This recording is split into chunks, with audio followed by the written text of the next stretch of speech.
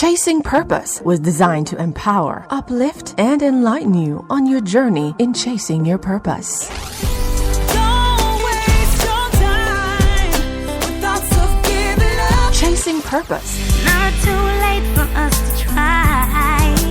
We can overcome. Chasing Purpose. Candid conversations, nurturing faith, pursuing aspirations, setting intentions. Together we rise, divided we fall. Yeah. Let Jah lead the way. Chasing Purpose. Cause God always a listen. Chasing Purpose. One day I have to win. That's why I'ma try again. Chasing Purpose. Mondays, 7 p.m. on Arijam Radio, Arijam 360, or arijamradio.com. Hosted by Cynthia Shea.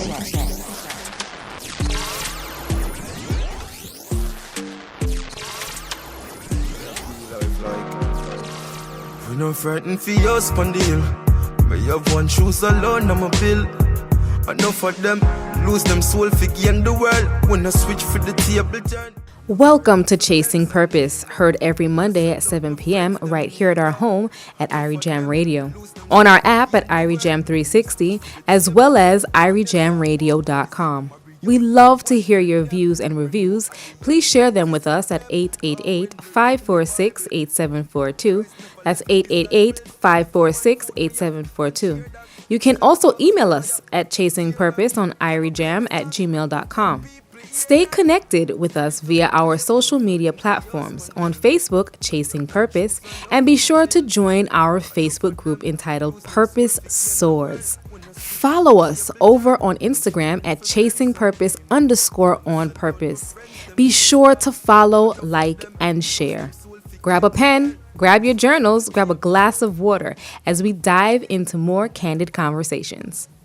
The pillars on which Chasing Purpose stands: nurturing faith, setting intentions, pursuing aspirations, and living boldly and fashionably. I will continue to use these pillars as a guide on my purposeful journey. I believe these pillars help in identifying our purpose and allow us to walk in that purpose. Finding your purpose and having an impact is of the utmost importance. We all have a purpose, and no matter where we are in life, our purpose is attainable. You all would have heard me say that the currency of impact is more important than dollars and cents for me. In finding our purpose and having an impact, a change and evolution of self happens. Tonight, we discuss the process of life transformation. Welcome to Chasing Purpose, heard right here on Arijam Radio. I am your host, Cynthia Shea.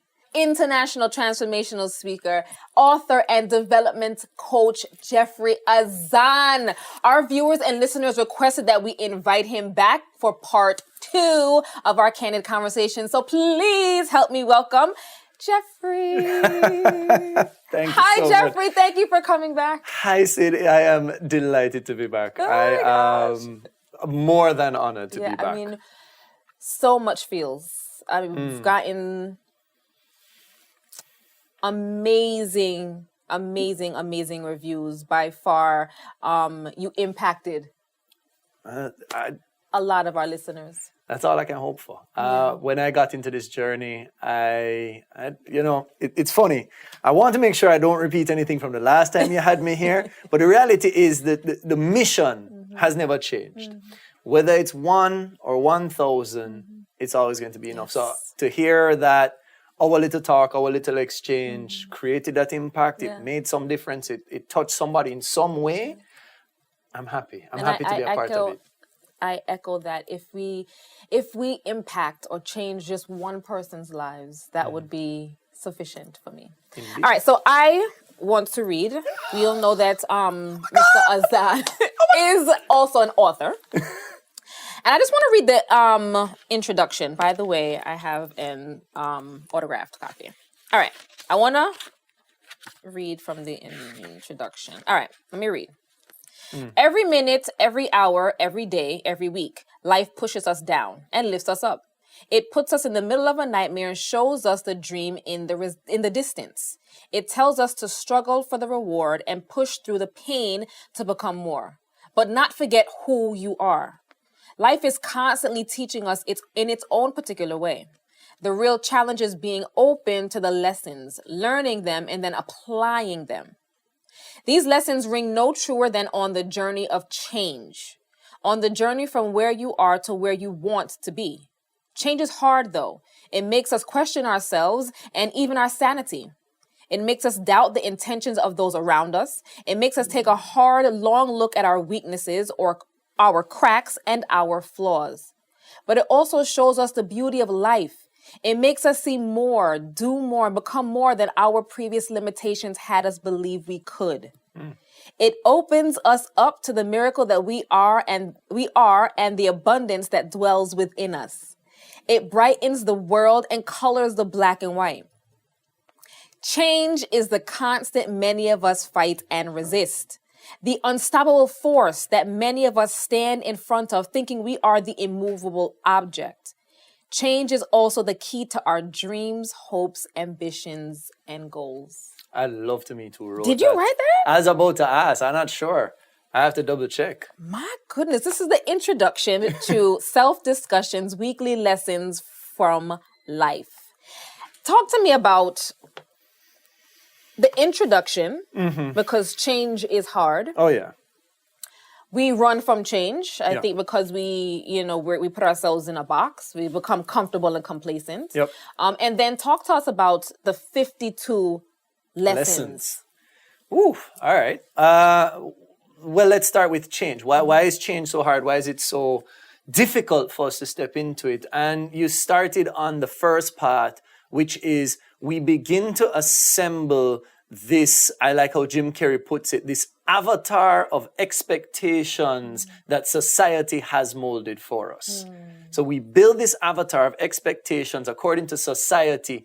And then once we have that, we can now predict a certain amount of return for what we do, for what we say, for who we interact with. And in prediction, we feel safe. And for a lot of it, and something a lot of speakers talk about in general, is that our minds are not here to make us happy. Our minds are here to keep us safe. So anything that leads us to safety, we want to hold on to. Okay. Change is the antithesis of that. Change is saying, I'm going to move in a new direction, in a new way. I'm going to reach for new heights. I'm going to interact with new people. And as the old adage goes, I rather trust the devils I know than the ones I don't know. Right. But with that, we also limit ourselves. I can think of people who have been surprisingly, and I do mean surprisingly successful in industries that they previously had no experience in.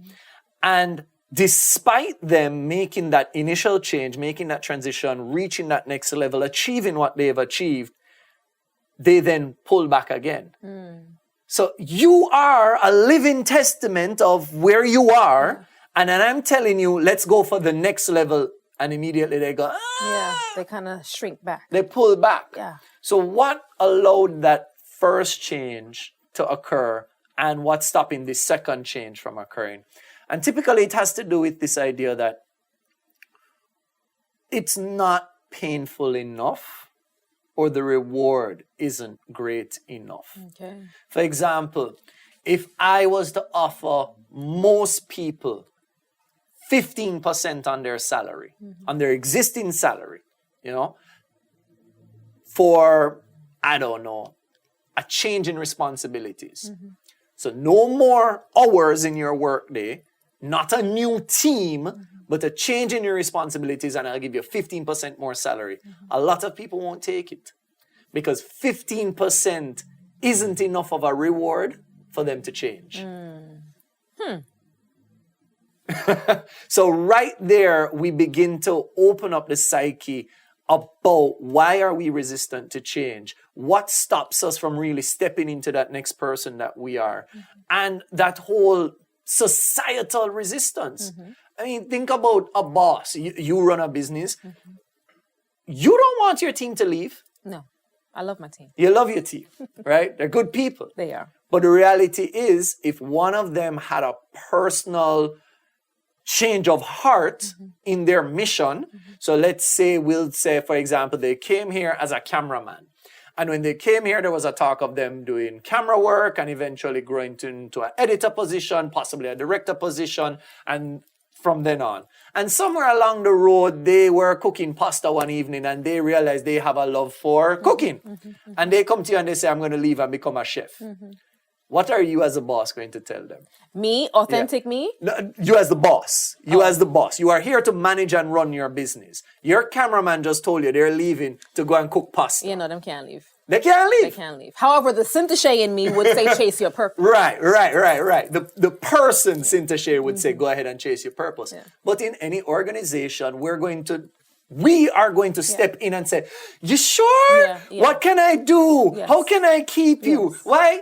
So even as an organization and as a system, we don't facilitate change. So the individual doesn't want to change. As a system, we don't facilitate it.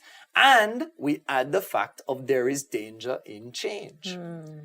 So we have to change that narrative. How do we change the narrative? Is it easy to change? You can change in a heartbeat. The problem is, do you believe in the change? So it comes right back to last week's episode. Do you believe in the Do change? you believe in the change? Yeah. And I even go to challenge that, maybe challenge isn't the right term, but in believing and accepting change, you have to also believe in self and believing that within yourself, you can change is okay. Yeah. It's and the what's going to happen on the other side of change. You should believe in yourself enough to know that you can handle whatever it is, whether it's going to be good or bad. Absolutely. But, we come back and there's so much societal pressure. And as much as, Chasing Purpose is out here to fix society in its own little way. At least try. There's a lot of societal pressure because there is no broken individual. Say it again. There is no broken individual. Absolutely. There is no broken individual. Society would have us believe otherwise. Yeah. I love Alan Watts' quote where he's speaking to a class and he asks the class, and I propose it to you and the audience, have you ever seen a misshapen cloud? No, because I don't even know. I just question driving along the highway today. What are these things in? What are they made of? How are these shapes like this? Like I see lions, I see more curiosity. But you've never seen a cloud and gone, that cloud is wrong. Right. No. Have you ever seen an imperfect wave? No. Every wave is perfect. I mean, I guess. All right. So why aren't we? Yeah. True. Why aren't we? And there you go. We only believe we're not perfect when we don't fit the mold.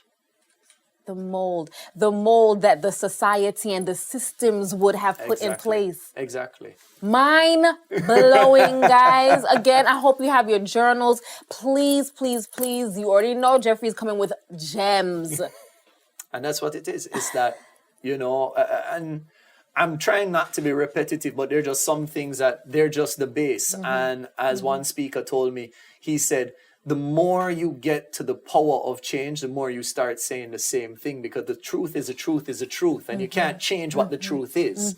So the reality is, the second you get a child believing that they are supposed to be this or supposed to be that, then everything outside of that is wrong. And coming back to Jim Carrey, they begin to build their avatar of expectation, for which Jim Carrey accredits and says that's a leading cause of depression. A lot of people are living within broken avatars, but they themselves are not broken people. Yeah. And if only they would just realize that there is this avatar, this persona that they've put up of what they think they should like because of what society has conditioned us to believe. Yep. Yeah. Getting my life here today, guys. There you go. All right. Talking about change. A few years ago, someone who I thought was close to me said, "You've changed," but said it in like you've changed. Yeah. And I was like, well, no, I'm still Sintashe. I don't think that I have. But what I quickly realized is that I'm no longer conforming to what their ideals of me, what they've put on me. You no longer fit their avatar of your expectations. This avatar thing. So coming Avatars. back to it. They said you changed. They said you felt that the change was a little negative. Well, the tone, their tone would have suggested. Right. You know what I say that really is? That person in many ways is saying you don't fit their life anymore. So it's not about you changing, it's about the relationship. And that's funny because that person is not really in my life anymore. And listen, you know, it is what it is. There's no love lost. Yeah. However, I believe that me changing or me evolving, you know, it wasn't for me or for you to even, or for that person to give the okay or be comfortable. I'm not here to make anybody comfortable. Right. I want to be the best me. Absolutely. You know, and Absolutely. I know you want to be the best you. Absolutely. So, and if it rubs somebody the wrong way, it just means that they don't fit this immediate part of my life. Or they no longer serve, which is fine. I mean, you're going to find that in life, people will come into your life for seasons. Or reasons. You know, and you have to be fine with letting them go and knowing that it's going to be okay. Do what makes your heart soar. We wear the mask, do the dance, and read from the script from a great show. But in becoming the character, we lose ourselves. That sounds like something I wrote. It sounds like something you wrote. Sounds like something I wrote. How can we not fall into that trap? Well, the first is to recognize, are you the character or are you the actor? Many of us are actors. We are. But we're acting the character that we've written for ourselves. Say it again. This guy. A lot of us are acting the character we wrote for ourselves rather than being the actor and recognizing that we are playing the role. There are a lot of people who are business people and there are a lot of people who act as business people. There are a lot of people who, unfortunately, act as mothers. And there's some people who don't have children. Who are mothers. Yeah, innate mothers, And we can go on and on through the list of people that act and play. But one of the things that we have to realize in being our best self, in changing, because, you know, I even dial back a little bit because this conversation about change, as much as it's totally factual, it's also not true. We don't change. We shed. We shed. We shed. We shed. Just like our skin. Exactly.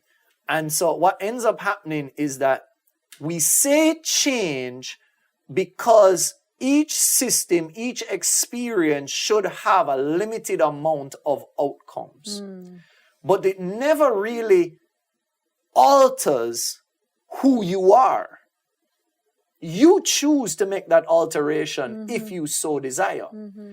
So what we're really doing as we move through life, as we aim to be our best selves, is we shed those things that do not add to us. And as we shed them, people say, but you've changed. No, what I've done is I've become and shown more of me. Fear and faith cannot dwell in the same place. I'm a strong believer in that, you know? I am a firm believer, and on this journey of transformation, we cannot have fear and faith. So how do we eradicate the fear and ensure that faith always, always wins? Can you have faith without fear? Yes, of course you can have faith without fear. Then what does your faith overcome? My faith is overcoming the fear. But the fear has to exist to overcome it. That's like saying I'm going to jump a canyon, but there's no canyon. Okay. Yes, you're right. So don't live in fear. Okay. Acknowledge the danger, acknowledge the fear, acknowledge the challenge, but move forward in faith to not allow fear to dominate. Okay, and not to dwell in the place. Exactly. Because if there is no fear, then you're not moving in faith, you're moving in fearlessness. You're moving in a belief that there actually is no danger, which may not be the truth. For example, you can only be courageous if you are first afraid. True. You cannot be courageous without being afraid. And we like to live in this mindset of one or the other, when the reality is the world is both and. Both and. It's not either or, it's both and. So I'm going to choose faith, I'm not going to be fearful. You're going to have fear, but you're going to move in faith. So we're moving. Fear is there. We can't get around that. But we're moving in faith. Yep. We're moving in faith. Yeah. I love that. We're moving in faith. Man, there's just so much that there's a lot that I want to unpack. But I'm going to jump to, in the last interview, you said that you pull wisdom from Scripture. Yeah. And one of my favorites, and I think that it helped me on this journey of chasing purpose, because I want everybody to understand that as I sit before Jeffery, I am growing. He is he's teaching me, I'm on this purpose journey along with you. Yea, though I walk through the valley of the shadow of death, I fear no evil. Comes back to that fear. It means it doesn't mean that the evil and danger doesn't exist. Do not exist. The promise is that he's going to be there to pull us out of that. Absolutely. Yep. So I want you to help persons through the valley. Somebody's in the valley right now. Somebody's in the valley. Right. Somebody's in the valley. How do we see the light? How do we hold on to the promise that he is going to pull us from that valley? Well, you see, the thing is, each fear is going to be treated differently. For example, let's speak first to the person who has a fear of success. The first thing, and this is the biggest one, actually, it's not the fear of failure, it's the fear of success, because a lot of us think that we're going to reach it, we begin moving towards it, and then what next? But here's the thing, for the person who fears the success, and pulling wisdom from Scripture, the prophet is never without honor except in his own home. That is overcoming the fear of success. When I began speaking and hitting the road and doing what I was doing, everybody outside, oh, what an impact you made, what a difference, I really appreciated it. Everybody inside, so what are you doing as a job? So if you are currently battling with the fear of success, just remember, the prophet is never without honor, except in his own home. So you have to go out, make the impact, and then let the people outside bring it home. You can't bring it home. Now, if we're talking about the fear of failure, Jim Rohn does an excellent job at talking about the fear of failure. A lot of people move in life in the fear of failure, so they strive for comfort. And he says it this way: okay, you don't want to fail. Here's what you're going to do. Huddle in a corner. We'll bring you 3 meals a day. We'll cover you with a blanket. We'll keep you safe. We'll make sure absolutely nothing happens to you. And you'll live to probably be about 90. But the person then says, well, what a way to live. Jim Rohn says, exactly. What a way to live. And I hold that same sentiment, that it is better to live 30 years of adventure than 90 years of safety and security. Without a doubt. Because none of us are promised life in any capacity. Yes, true. And the number one thing the old regret is not what they did, but what they didn't do. Yeah. And the only reason you don't do something is you're afraid you'd fail at it. Now, here's the thing. Anything you do first, I'm still speaking to you out there, if you're in that fear, anything you do first, you're going to suck at it. And that's fine. And that's okay. That's fine. Yeah.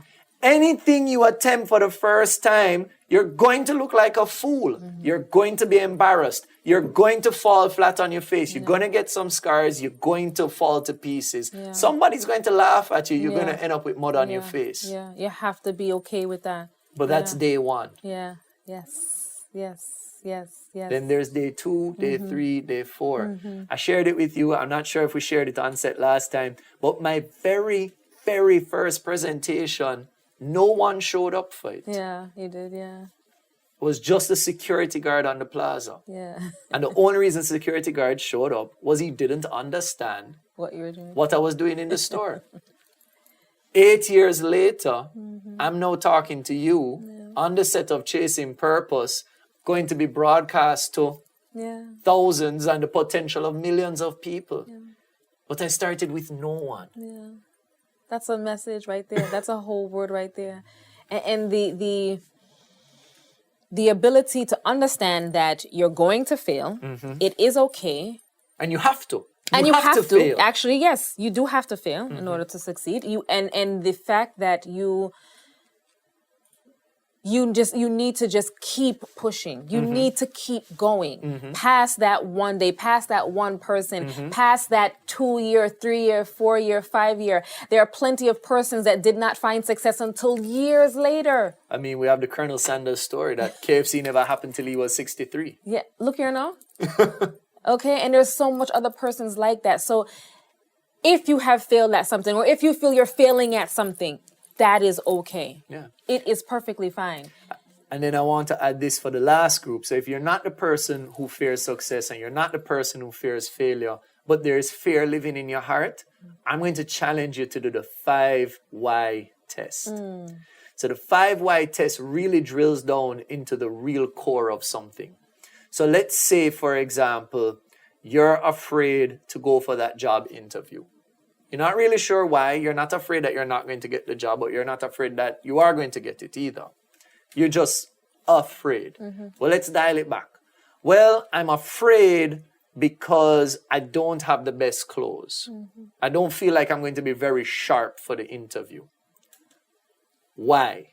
Well, I'm not going to be very sharp for the interview because I've never really had the income to buy nice clothes, to purchase that level of wardrobe. Why? Because I come from a poor family. They've never had a lot of money. We've never really had money to spend on clothes. Why? Because somebody never took a chance on success. Because somebody never took a chance on success. And so now I'm afraid to take this interview because we didn't even reach 5, we reached 4 whys deep. Yeah. Maybe if we went a 5th why, it would be because somebody was beaten and broken at some point. So you want to overcome this fear? Start way back there with just a little love. A love for yourself, a love for who came before you, a love for what opportunities have been provided, a love for where you are, and a love for where you're going to be when you go to that interview and get that job.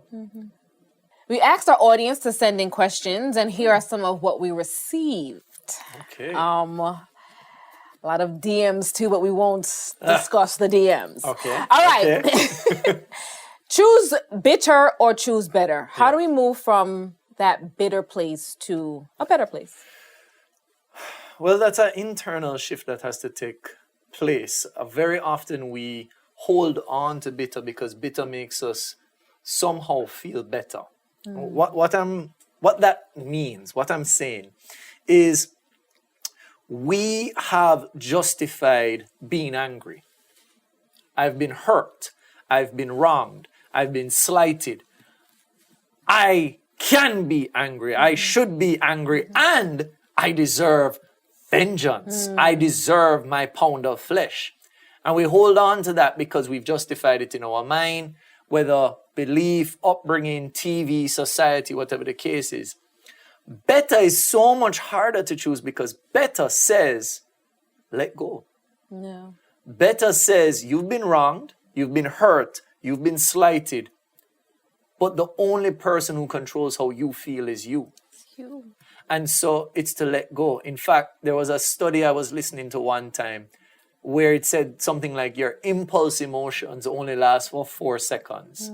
Everything after those initial 4 seconds is you choosing to be in that emotional state. Yes. So you can step on my toe and my initial impulse is I'm angry. I would push you over.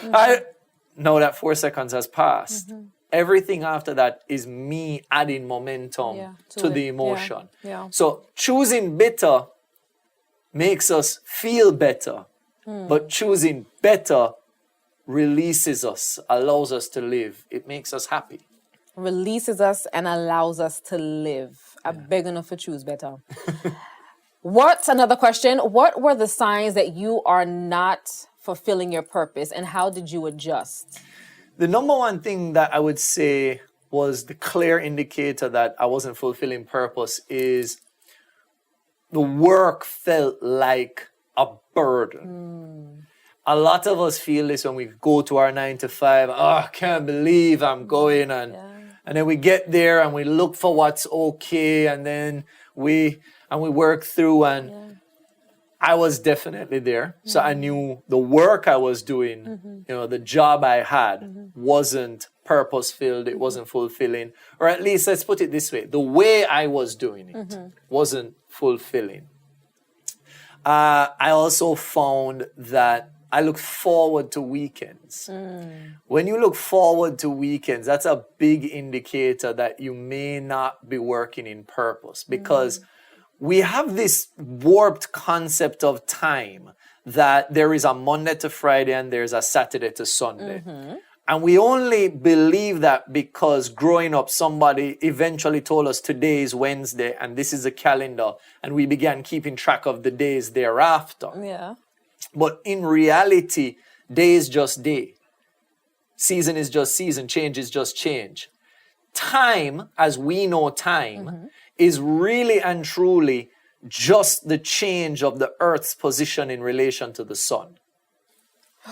Lord, that was a lot. Because I look forward to the weekend. However, for rejuvenation, not because I hate. No, you look forward to the weekend for rejuvenation because you scheduled your life as I'm going to work hard Monday to Friday, aka you could have called it Fun Day to Taco Day, and it wouldn't have made a difference to you because you decided you are working 5 days a week hard and then rejuvenating the other two. Okay. There are a lot of people who have marked Friday evening to Sunday evening, and they're miserable if you interrupt their time, and they get upset if you tell them that you can't let them in, and they're when the reality is that's just because you're not living in purpose. Purpose doesn't shut off on Friday evening when you clock out. Say it again. Purpose is 7 days a week. Yes, it is. 24 hours 7, yep. Exactly. So if you're going to move in purpose, then time becomes an illusion. Are you moving in purpose? That's the question. Yeah. Are you moving in purpose? And if you are not moving in purpose, if you're feeling that heavy feeling that, I gotta go to work, then you need to really take a stock. Ask anybody on my team. I always ask how you feel coming to work. If you feel like it's a burden to come here, don't come. I ain't gonna say don't come because my work gotta get done, but we need to change that energy. Yeah, we need to shift that, right? Yeah, absolutely. So are you being purposeful in how you are approaching life and what you're doing? Or even if I wanted to take liberty, are you being purposefully productive? Are you being purposefully productive? Because a lot of us just work. Just work. That's it. No, that's not what we're doing over here, though. No. All right. Another question. How can you get rid of self-doubt to living in your true purpose? To get rid of self-doubt is probably one of the most difficult things, because until you have success in something, it's hard to believe that you will be successful at it. So even as a speaker, my confidence as a speaker came not because at 25 I decided I was going to speak and then started speaking. I've been chatting all my life. Somebody reminded me when I got into the speaking space back in about 2nd or 3rd grade, we had presentations to do, and I chose to give a presentation for an excerpt from Martin Luther King's speech, I Have a Dream. Okay. And guys, there was no YouTube, there was no Google. Like, this was like Britannica and like you listen to the sound bite. And the only part of the sound bite that was there is I have a dream that one day my 4 little children will one day live in a nation. I'm just saying it right now, but when I took the classroom stage, I was in character and I didn't care if you embarrassed me or I wasn't. I was here and I have a dream that one day and I went for it, right? Of course they laughed. Because was this white kid giving this talk about civil rights movement of Martin Luther? So I was embarrassed. But people remembered it. And because I would always step up, despite the embarrassment, I eventually got confidence that I could speak. Wow. And that's what I tell anybody to do. Just start. Know you're going to be embarrassed. But it's in the embarrassment, you have to consciously learn the lessons, make the adjustments, and the only way you're going to overcome that self-doubt really and truly is when you start getting those small wins. Small. I'm not talking about I gave a presentation and the room erupted. I'm talking about when I was finished speaking, that one person came up and said, that was a really good job. Yeah. My first professional presentation, the first time I got paid to speak, was a 20-minute presentation, and I decided I was going to speak on what I called the 3 Ds to difference, which were dream it, declare it, and dedicate to it. I believed it. I was ready. I was charged. I was excited. I'm getting paid to talk the first time. They had 3 hours of event before me and then the meal. Oh, so yeah. So it was me. I was what was in between the audience and the food. Yeah. I quickly chopped that 20-minute speech into a 5-minute speech. I felt like I'd wasted my time. Wow. This wasn't the career for me. This wasn't what I was supposed to be doing. Obviously, I'm not good at this. All of the self-doubt. But after it, somebody came to me and they said, I'll remember to dream it, declare it, and dedicate to it. No rousing applause, no standing ovation, but one person remembered what I said. And that was one of those key moments where I was really ready to give up, but said, it's worth it, keep going. So just keep putting in the work, making the small adjustments, and aim for that small win. And use that small win to get a little bigger, a little bigger, a little more, a little regular, till, like, DJ Khaled, we just win, win, win. Another one. Another one. Another one. I know there are some trigger points, like finding where you belong. Is this something you struggle with? It's definitely been something that I have struggled with, and different situations it will come up where I might not feel like I fit in, or might not feel like I am fully present or accepted in the moment. And what I tend to do in any of those sort of I don't fit in situation is that instead of fitting in, how can I add value? So if I go to a situation, let's say it could be something as simple as a cocktail party, right? Well, we look forward to the days when they party. Anyway, let's say we go to a little party, a house party. I don't fit in, I don't know the people, I'm not particularly connected to the people. But I see an opportunity to help take something out of the kitchen. Say that somebody's bringing out a platter and I say, hey, can I help to bring out the platter? In bringing out that platter, in being of service and adding value, I am now welcomed into a space. I've gone ahead and given speeches at organizations, and when I show up to the organization, they're not ready to hear the speech because nothing is set up. I helped set up. They didn't pay me to come and set up, but I helped to set up. Now, what happens when I take the stage after that is everybody wants to hear from me because I'm now welcome, I'm now a part. So a lot of the time, yes, we walk into situations and we feel uncomfortable in the situation, but the reality is there is an opportunity to be welcomed into the situation if we add something of value to the situation. So don't allow the trigger points to be the block. Create your own door. Don't allow the trigger points to be the block. Create your own door. Write them down. Okay, you just said a mouthful. However, what I am picking out of that is add value. How can I add value and be of service? Yeah, absolutely. How can you add value? I think that is so, so important. How can we add value to persons' lives? Well, everybody needs a little help, whether they accept it or not, whether they're open about it or not, but we all need a little help. It could be opening a door. It could be helping to carry something heavy.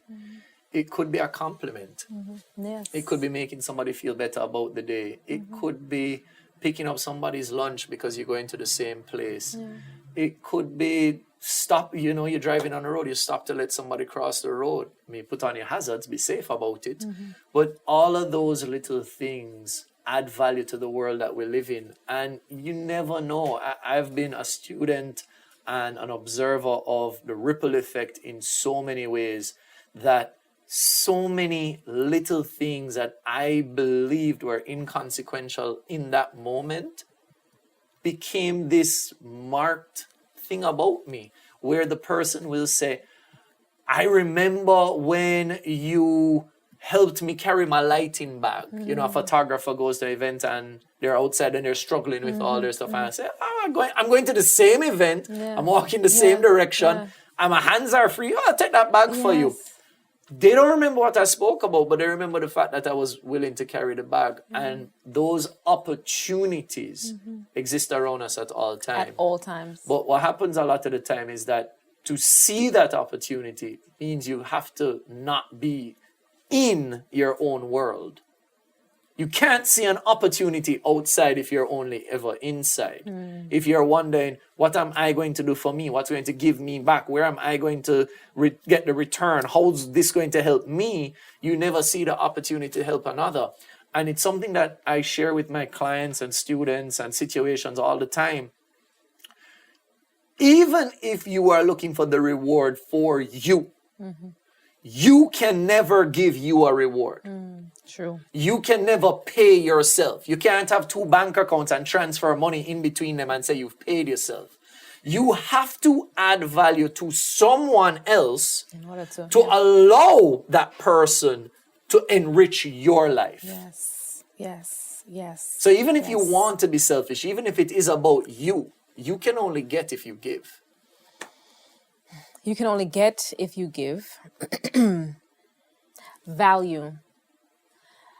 The world would be a better place if we all added Just a little. just a little value. Yeah. To ourselves, to how we see ourselves, and value to others. Yeah. All right. I know I see more questions there, but I just want to read this really quickly.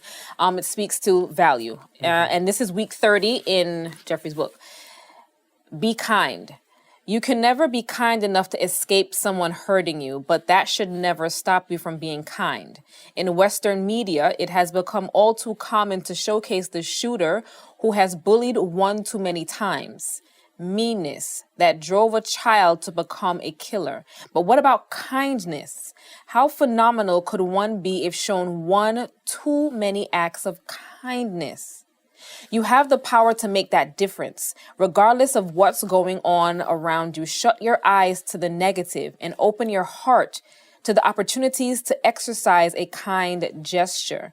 The world may never be fair and equal, but you can make it better with one small act of kindness. And I swear, I just picked the book up in break and thumbed and opened this up. Yeah. Being kind. Well, the joke about that particular lesson is a very interesting one, because just like how you thumbed the book and that was a lesson, it was something similar that happened to me, how I got that lesson. I was working retail at the time and we were throwing some boxes outside of the store. I used to work in a warehouse, as I said earlier. And we're throwing boxes, and this obviously drunk individual, I mean, slurring, they smelt of it, they're staggering. He comes up to me and he's, Mr. Azan, Mr. Azan. Now, I'm the only one of light complexion outside of the store Azan's. It was pretty easy for him to guess, and that's what I'm thinking. Mr. Azan, I have something to tell you. And in that moment, I kind of thought to myself, I was like, do I really want to engage this guy right here, right now? And I said, you know what? I'm either going to learn something from it or I'm going to give this guy 2 minutes of my time. So it's not going to cost me anything. And he says to me, Mr. Azan, I want you to know that you can never be kind enough for somebody to not hurt you. And I mean, my whole world shifted. I never thought about it. I was like, why, no matter how kind I am to somebody, they can always do me wrong. They can always stab me in the back. In fact, maybe the people I'm kind to are the same ones that will stab me in the back. And he turns and he says, but Mr. Azan, that should never stop you from being kind. Wow. Beg your lunch money.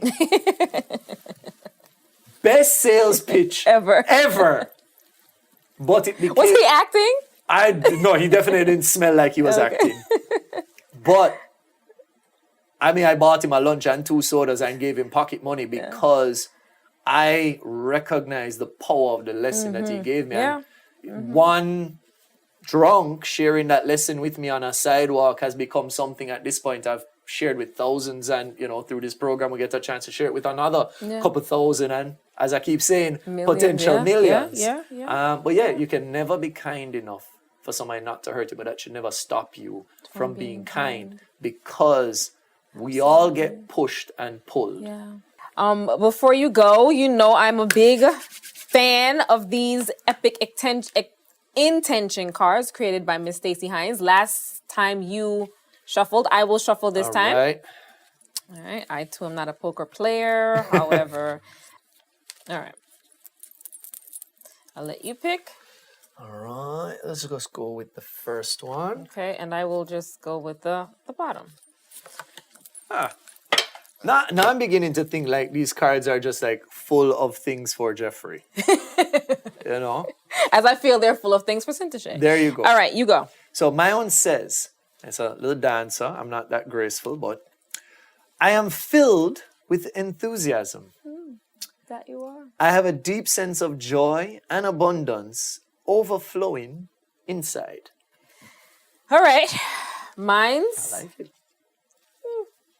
I believe I do. This is the artwork. Oh! I know who I am. I recognize that my true self is not the voices in my head, because I live in my head, y'all. It's not the fear in my heart. It's not the thoughts and opinions of others. I am the observer of all these. So that's a card about an avatar. Yeah? Yes. Full circle. Jeffery Azan, guys. Jeffery Azan. Thank you, Jeffery, for allowing us to share space and time with you and to pick your brain and to get your insight, which is simply, simply brilliant. Thank you. If you take away anything from chasing purpose, let it be that you are not alone. Let it be that while you may be in a dark place or a valley, that the promise that God gives us all is that he will never leave or forsake us. Take away that you have a purpose and hold the power to expose and shine your God-given light on the world. Let your light shine. I leave you with this timely message. The key to change is to let go of fear. Good night and God bless. To my first love, Daddy Stephen Dawkins. To my true love, Bobby Clarke. To the Irie dads and to all the fathers out there, I hope you had a happy Father's Day. One love always. What take a sperm donor? You wanna know soldier? How you feel the senior and not neglect your junior?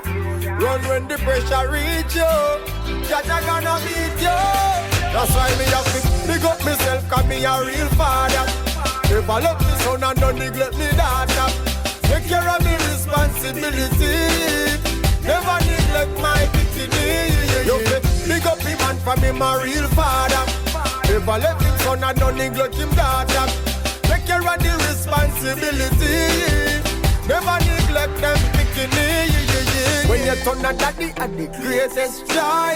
No matter if it is a girl or a boy, you have to take it serious and not die. You have to tough it up, I know the dirty rough. Rough man out the road, we see I drive in a range. If them picnic get a plate of food, that's strange. And I'll tell no lie, I feel like me I go dead anytime my daughter cry. That's why me have to big up myself, cause me a real father. Never love me son and don't neglect me daughter. Take Take care of me responsibility. Never neglect my bikini. You say, big up him man for me, my real father. Never let him son and don't neglect him daughter. Take care of the responsibility. Never neglect them bikini. Me don't know where some man come from. God know me not understand how them live in a mansion and them pitney them live in a dumb plan. Mommy say she no see him. He must say I no feel him. Him say I no feel him. Dog, look how your son feel by you. Look on the little girl. Treat the baby mother like she deserve the world. Big up all the real mothers out there. And every daddy feel sing it out there. Big up myself cause me a real father. Never love me son and don't neglect me daughter.